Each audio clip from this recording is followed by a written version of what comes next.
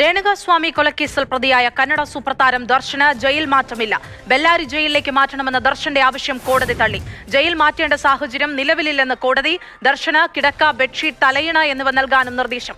കോടതി നിർദ്ദേശത്തോട് ദർശൻ വൈകാരികമായി പ്രതികരിച്ചു. തനിക്ക് വിഷം നൽകണമെന്ന് കോടതിയോട് ദർശൻ ആവശ്യപ്പെട്ടു.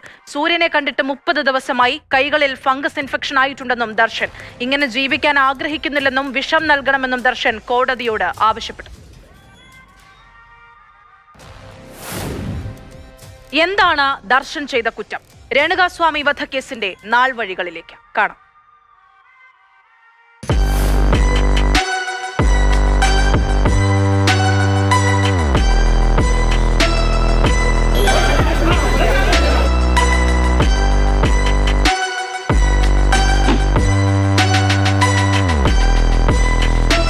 സാൻഡൽവുഡിൽ ചാലഞ്ചിങ് സ്റ്റാർ എന്നാണ് ദർശൻ അറിയപ്പെടുന്നത്.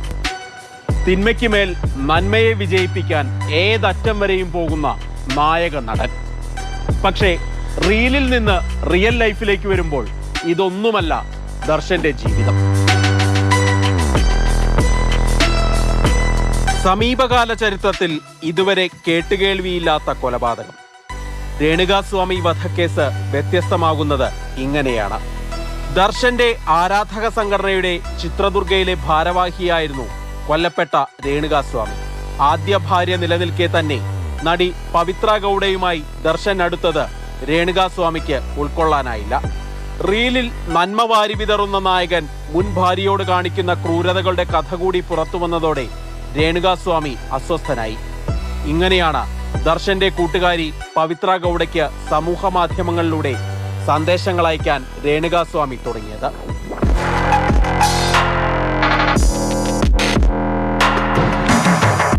ഇതിനായി പ്രത്യേകം ഇൻസ്റ്റാഗ്രാം അക്കൗണ്ടുകളും ഉപയോഗിച്ചു.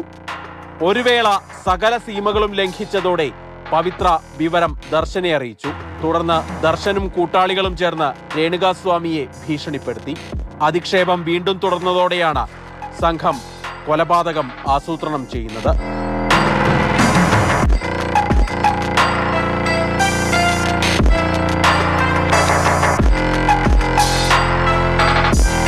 അസോസിയേഷന്റെ സഹായത്തോടെയാണ് ദർശൻ രേണുകാസ്വാമിയെ കൊലപ്പെടുത്തുന്നത്.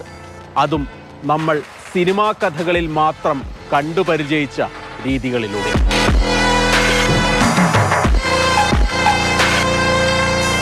ദർശൻ ഫാൻസ് അസോസിയേഷൻ ചിത്രദുർഗ ജില്ലാധ്യക്ഷൻ രാഘവേന്ദ്രയാണ് കൊല്ലപ്പെട്ട രേണുകാസ്വാമിയെ പിന്തുടരാനും ബംഗളൂരുവിൽ എത്തിക്കാനുമുള്ള എല്ലാ സഹായവും ചെയ്തത്. ദർശന്റെ മാനേജർ പവനിന്റെ നിർദ്ദേശപ്രകാരമായിരുന്നു ഫാൻസ് അസോസിയേഷൻ ഇതിനായി മുന്നിട്ടിറങ്ങിയത്. സൗഹൃദം മുതലെടുത്ത് രേണുകാസ്വാമിയെ തന്ത്രപൂർവ്വം ബംഗളൂരുവിലെ ദർശന്റെ ഉടമസ്ഥതയിലുള്ള ഫാം ഹൗസിലേക്ക് എത്തിച്ചു. തുടർന്ന് ക്രൂരമർദ്ദനത്തിനിരയാക്കി. മർദ്ദനമേറ്റ് മുഖം പോലും തിരിച്ചറിയാനാവാത്ത വിധമായിരുന്നു മൃതദേഹം. ഇതിനുശേഷം കാമാക്ഷിപ്പാളയയിലെ ഓടയിൽ ഉപേക്ഷിച്ചു.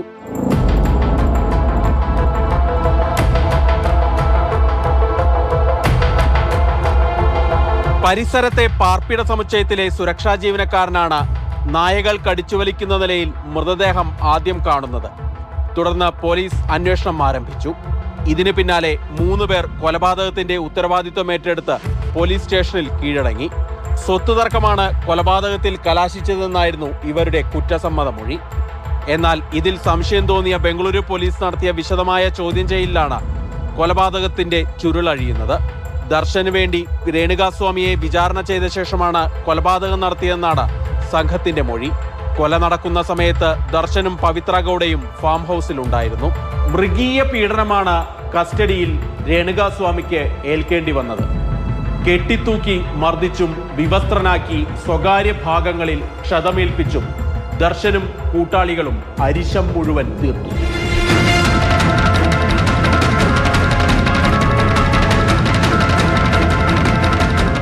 തലയ്ക്ക് ക്ഷതമേൽപ്പിച്ചും ചുട്ടുപഴുപ്പിച്ച ഇരുമ്പ് ദണ്ടുകൊണ്ട് കൈകാലുകളിൽ പരിക്കേൽപ്പിച്ചുമാണ് കൊലപാതകം നടത്തിയിരിക്കുന്നത്.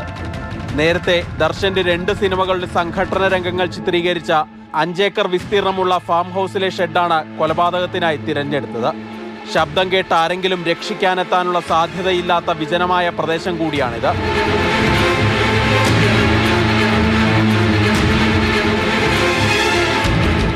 CCTV ദൃശ്യങ്ങളും ഡിജിറ്റൽ തെളിവുകളും ഈ കേസിൽ അതീവ നിർണായകമാണ്.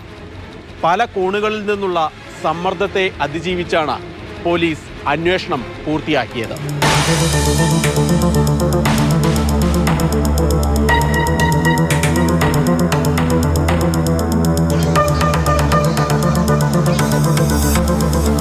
ദർശനും പവിത്ര ഗൗഡയും നേരിട്ട് തന്നെ രേണുകാസ്വാമിയെ മർദ്ദിക്കാനെത്തി. ദർശന്റെ വാഹനം ഫാം ഹൗസിലേക്ക് കയറുന്ന CCTV ദൃശ്യങ്ങൾ കേസിൽ നിർണായകമാണ്. മാനേജർ പവനും കൂട്ടുപ്രതി രാഘവേന്ദ്രയും തമ്മിലുള്ള വാട്സാപ്പ് ചാറ്റുകളും സംഭാഷണങ്ങളും ഗൂഢാലോചന പുറത്തുകൊണ്ടുവന്നു. അതിക്രൂര മർദ്ദനത്തിനൊടുവിൽ രേണുകാസ്വാമി കൊല്ലപ്പെട്ടു.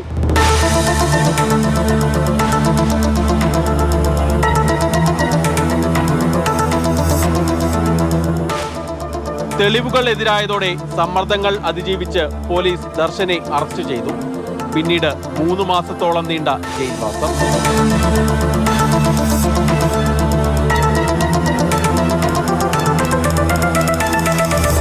ഇത്രയധികം മാധ്യമ ശ്രദ്ധ കിട്ടിയ കേസായിട്ട് കൂടി ജയിലിൽ ദർശന് VIP പരിഗണനയായിരുന്നു. പ്രത്യേകം പരിചാരകരും കിടക്കാൻ അത്യാധുനിക സൗകര്യങ്ങളും എല്ലാം ജയിൽ വകുപ്പിലെ ഒരു വിഭാഗം ഉദ്യോഗസ്ഥർ ഒരുക്കി നൽകി.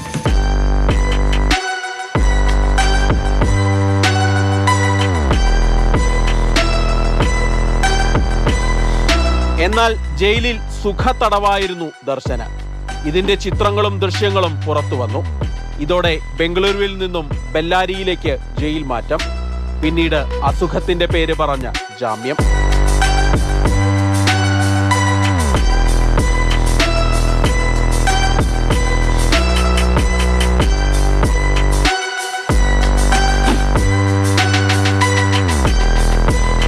റെക്കോർഡ് വേഗത്തിലാണ് പ്രത്യേക അന്വേഷണ സംഘം കുറ്റപത്രം സമർപ്പിച്ചത്. ദർശൻ, നടിയും ദർശന്റെ സുഹൃത്തുമായ പവിത്ര ഗൗഡ ഉൾപ്പെടെ 17 പേരാണ് കേസിലെ പ്രതികൾ. 231 സാക്ഷിമൊഴികളും 200-ലേറെ തെളിവുകളും പോലീസ് കോടതിയിൽ ഹാജരാക്കി.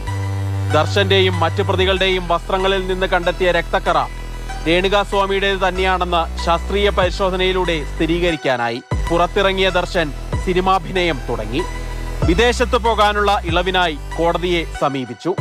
രേണുകാസ്വാമിയുടെ കുടുംബം നീതി തേടി കോടതിയിൽ പ്രതീക്ഷയർപ്പിച്ച് തോരാ കണ്ണീരുമായി കാത്തിരിക്കുകയാണ്.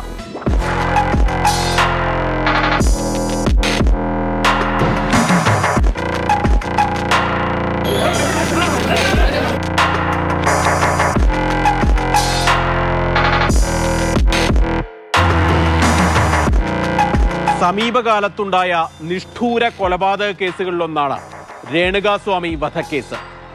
സകല സമ്മർദ്ദങ്ങളെയും അതിജീവിച്ചുകൊണ്ടാണ് പോലീസ് റെക്കോർഡ് വേഗത്തിൽ അന്വേഷണം പൂർത്തിയാക്കിയത്.